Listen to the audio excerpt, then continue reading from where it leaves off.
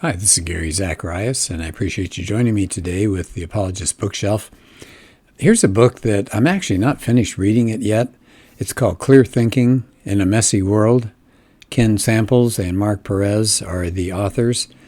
It's subtitled A Christian Guide to Logic, Reason, and Cognitive Bias. Wow, I look at that, logic, reason, and cognitive bias, and I think, that's captured exactly what's going on in our world today. Is there a lot of clear thinking going on? I don't believe so. I see a lot of poor thinking. So this is a fairly new book, came out in 2024. So like I said, I'm kind of dipping into chapters here and there, so I wanted to share one with you today. Let me give you just real quick background. Brian Naughton, who's the founder of Apologetics 315, says this: it's not easy to find a book on logic that doesn't quickly overwhelm the beginner or bore the more advanced. Well, I'd say amen to that. I've tried reading some books on logic, and my eyes glaze over pretty fast. But back to Naughton, he says, Ken Samples and Mark Perez have created a superb book that I'm thrilled to read. It's highly accessible and strikes the perfect balance of logic and critical thinking, all with an apologetic flavor that trains you to think better. This is the book I wish I had started with. Highly recommended. Yes, I'd give that a thumbs up as well. So Ken Samples, just to tell you something about him, he's a senior research scholar at Reasons to Believe. That's reasons.org. That's Hugh Ross's organization. So Ken is the man who does the heavy lifting when it comes to thinking. And he's got books like Christianity Cross-Examined, Classic Christian Thinkers, God Among Sages. He's an adjunct instructor of apologetics at Biola. He's spoken all over the world. Mark Perez also works at RTB, Reasons to Believe, and he has taught critical thinking in the government sector, primarily to managers. So he's got some good background in it. And he's presented apologetics issues, critical thinking issues, philosophy of science to a lot of church groups. So let me take just one chapter here, which I think is at the heart of the book, and that is fallacies, mistakes that people make when they're talking. Maybe it's online, maybe it's face-to-face, and they are creating an argument, or at least they think they're creating an argument, but they commit some of these fallacies. So let's go through the chapter here. So they start off and they say, what is a logical fallacy? It's a fundamental mistake, or maybe a defect in a reasoning process that causes an argument basically to go off the tracks, right? So it doesn't really support the conclusion that the person is trying to make. So they're deceptive sometimes, or misleading, and when we hear these arguments, sometimes we scratch our heads. We don't know, is there a fallacy there or not? And so I like what they've done. They've broken them down into several of the most obvious, or the most commonly seen fallacies. So let's go through some of them. I'm not going to do all of them today, but here's the first one. It's called an ad hominem attack. So that's Latin, and that means attacking the person, basically. So you're arguing against a person. So they said sometimes you do need to go after the character of a person to criticize it, but they're saying for the most part, we've got to learn to stick with the argument itself. And said you always have two arguers. So the first arguer presents his or her argument, and then the second person ignores that and doesn't want to deal with that. Instead, attacks the opponent's character to discredit the argument. So it's like throwing mud on the person, hoping a little bit of it sort of spatters onto the argument. So the idea is if you disparage an opponent, maybe it's their character or their intentions or the qualifications, then you can undermine the argument.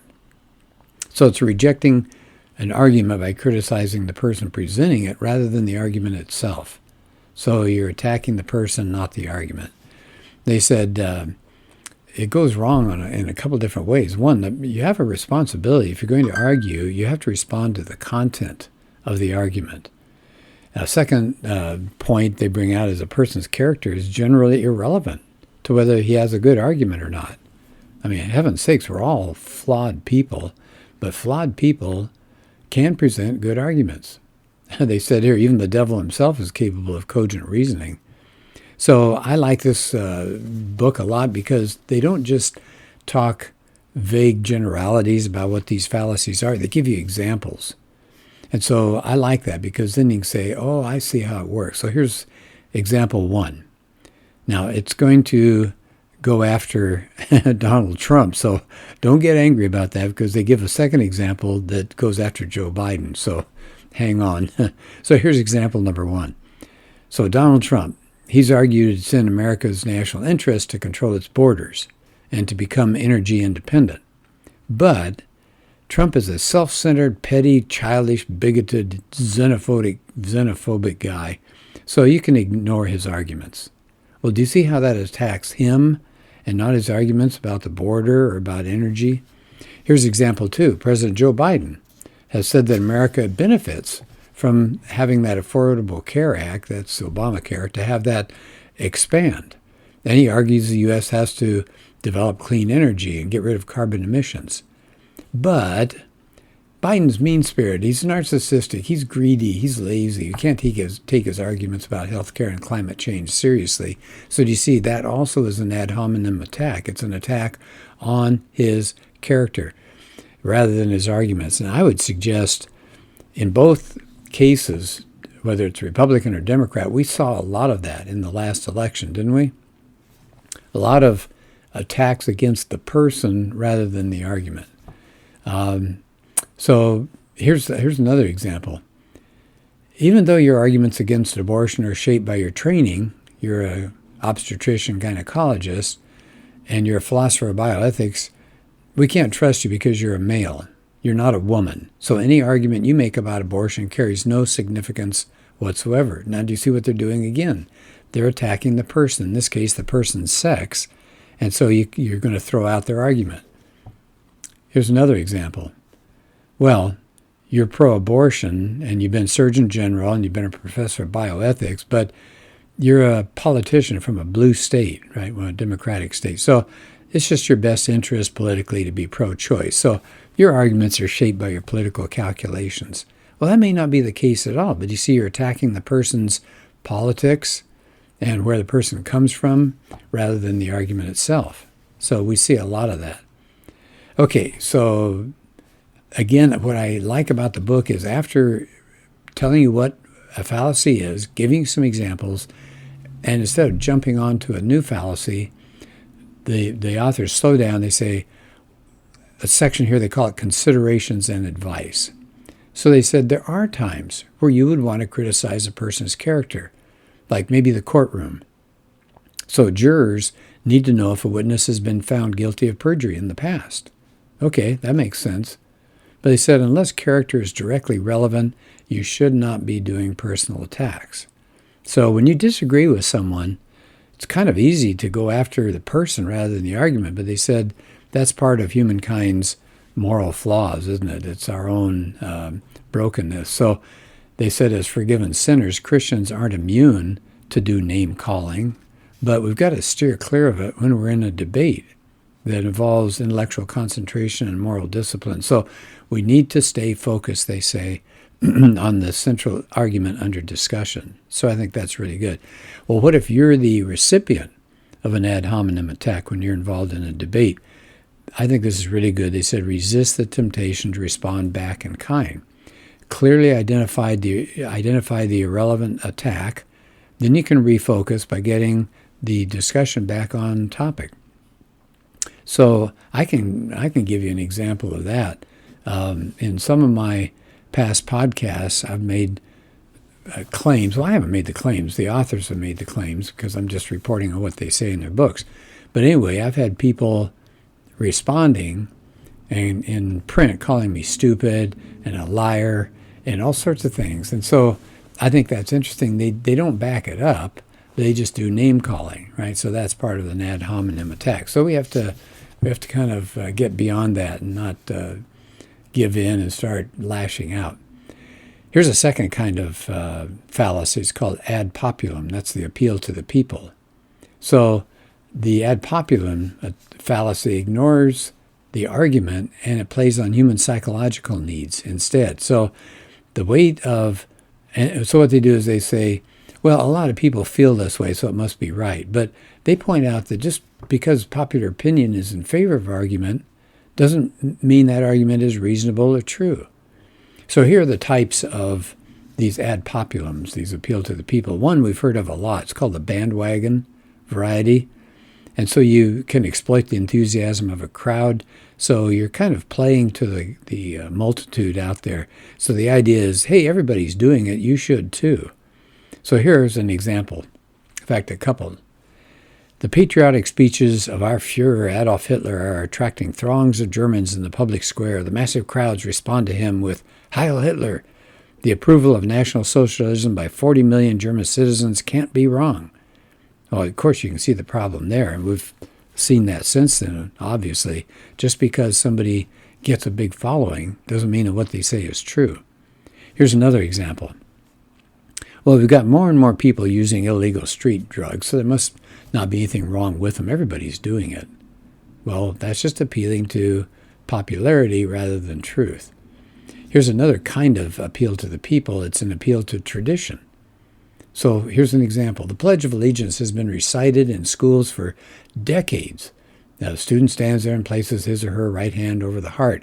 So because so many students have done it this way in the past, then it should remain the practice. Well, as the authors point out, there might be some legitimate reasons to keep the pledge, but just because it's the tradition, that's the only reason given, that's a pretty poor reason. Here's another kind of appeal to the people. It's an appeal to vanity. Everybody's got psychological needs. It could be really effective, like maybe appeals to celebrity status, right? So here's an example. Hey, take a stand on the environment. Lighten your carbon footprint. Go green, like Leonardo DiCaprio and George Clooney. So do you see, now you're associated with a celebrity. That's why promotional campaigns, they point out, often use a famous spokesperson. Boy, I saw that locally here. They'll take a ball player, for example, and they'll say, so-and-so uses fill in the blank, kind of a car or kind of soft drink or whatever it is. And the idea is, hey, if they're using it, you ought to be using it too. Yeah, we see that all the time. Here's another kind of ad populum attack. Well, fallacy, it's snobbery.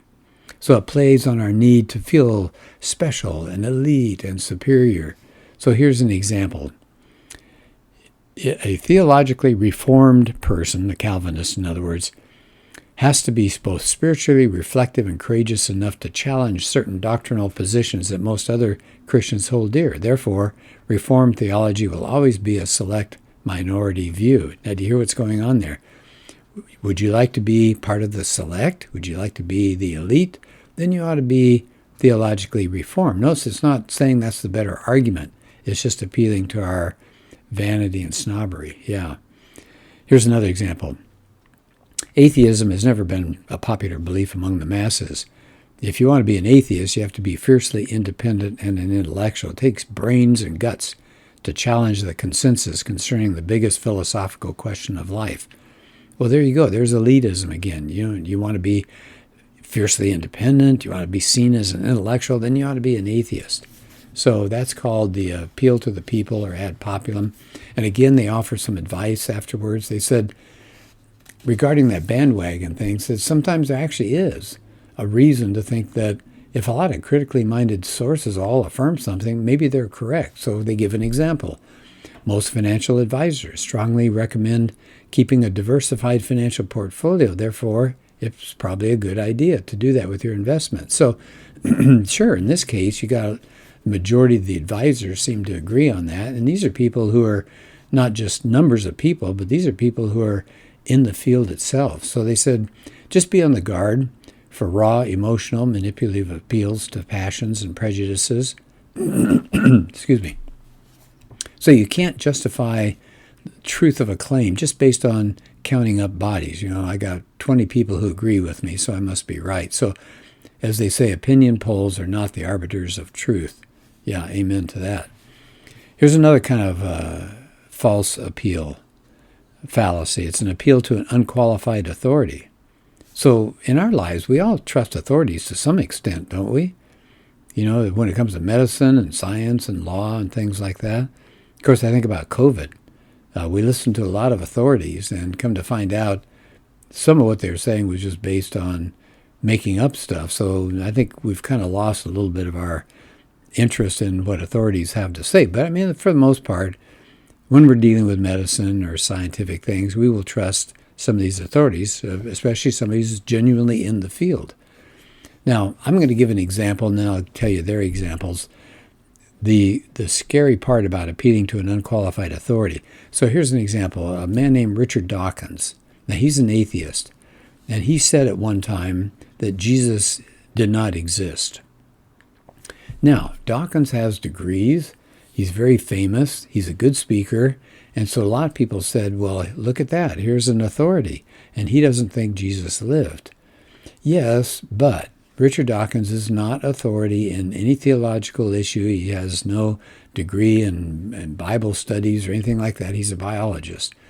So later, people challenged him on that, and he gave the source for what he came up with. Jesus didn't exist, and his source was an unqualified authority in a whole different field. And so Dawkins finally had to pull back and say, okay, Jesus may have lived. But do you see the problem there? People looked at him with his umpty-ump degrees that he had after his name and said, yeah, we'll trust him. Well, trust him when he talks biology, but start questioning when he gets outside that field. So that's the appeal to authority. So here's some examples. The world's most famous theoretical physicist, the late Stephen Hawking, says philosophy is dead, and Hawking was brilliant. Do you see that that is an appeal to an unqualified authority? Why? He was a physicist. He wasn't a philosopher. Just being a brilliant physicist doesn't make you qualified to speak authoritatively on philosophy. He wasn't trained in that field. And in fact, if you read some of the comments by other people dealing with Hawking's in that statement, you find out that, yeah, pretty soon people walked away from that and said, no, he doesn't really know what he's talking about. How about this one? Here's another example. The Proud Boys, right? We've heard of that group, the alt-right group. Proud Boys argue police forces in the U.S. should not be defunded. Then you get another example. Black Lives Matter argue police forces should be defunded. Now, both organizations might be nonpartisan and fair, but their record raises questions about their fundamental fairness, doesn't it? Okay, so what are some considerations and advice they give? We should be deliberate, they said, in evaluating the authorities' qualifications and judgment. All right, so when you get contradictory testimony from equally unbiased authorities, you may want to hold off on your judgment there, if you can line up people on both sides. So they said, do an authority check on your own argument. Ask yourself, are the authorities cited genuine specialists in the subject under discussion? Do these authorities explain their reasoning for arriving at their judgment? Do they give signs of being fair-minded or biased? I can think of another example, Carl Sagan. He's made a lot of philosophical statements, but he has put it in the, coming in the framework, I guess you'd say, of coming from science. And so people know his scientific background, and they start buying into his philosophical statements. Here's one more. Boy, there are a lot of them in this chapter, so I may have to skip over some. Here's one called Begging the Question.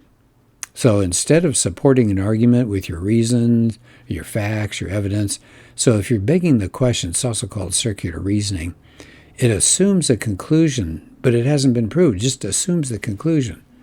So here's an example. There's nothing more powerful than love, because all the other emotions are far weaker than love itself. Well, wait a minute. Read that one more time, or listen to it one more time.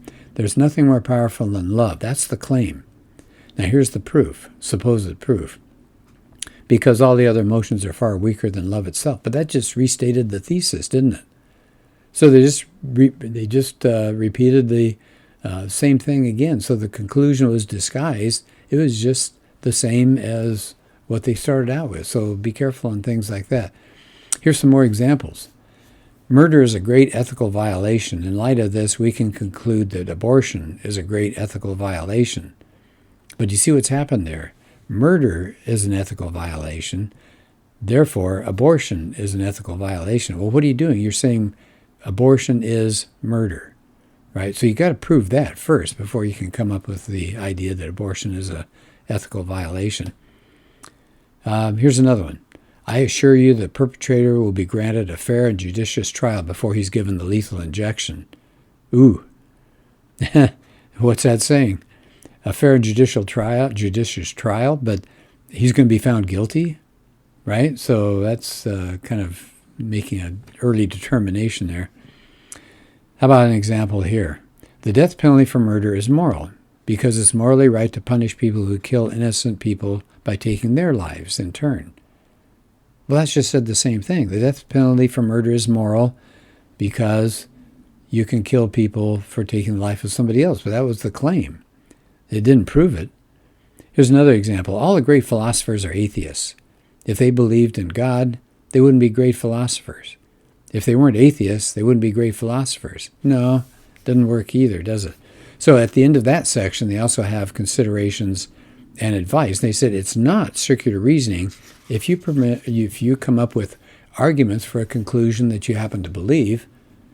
All right. So it says it's easy to beg the question if the person first assumes the truth of their conclusion and just goes around looking for evidence to support it. And you may end up in smuggling in your points there in the premise. They said, do a circular reasoning check on your argument. So you ask yourself, do any of my premises, right, my thoughts at the beginning, assume the truth of the conclusion? Philosopher Peter Kreeft said, begging the question is a very common fallacy, and even great philosophers occasionally commit it. All right, so good point there. There's so many other good ones. I don't want to go on endlessly, so I'm going to save some more here because we run into these all the time. How many times have you heard bandwagon arguments? The ad hominem attacks are just vicious, and they're all over the place. People being accused of being Nazis, being homophobes, fill in the blank, being an idiot. And you've got to prove these things. You can't just make those claims. Whatever the argument is, you can't say, well, you say that because you're a racist. Actually, it doesn't matter, what if you were a racist, but your argument was clear and provable and good, right? Then that kind of throws out that ad hominem attack. Anyway, so we're encountering so many of these today. We need to be on our toes. I know Greg Koukl, a guy I really like a lot, wrote Tactics, has an organization, Stand to Reason. He said if he gets in a debate and somebody accuses him of being one-sided or a Christian, non-thinking Christian or something like that, or maybe being unfair or mean-spirited, he says, okay, maybe I'm mean-spirited. I'll grant you that. Let's go to the argument, though. So shrug off or get away from those personal attacks and get to the argument itself. Anyway, so we see things like this going on in our society today. So some book like this, if it's not clear thinking, maybe something else, we need to be aware of them. And as Christians, we've got to argue as fairly as possible and not be accused of some of these fallacies. Well, thank you so much for being part of this podcast. I'll continue it next time with maybe some more examples from the book. Thanks. Take care.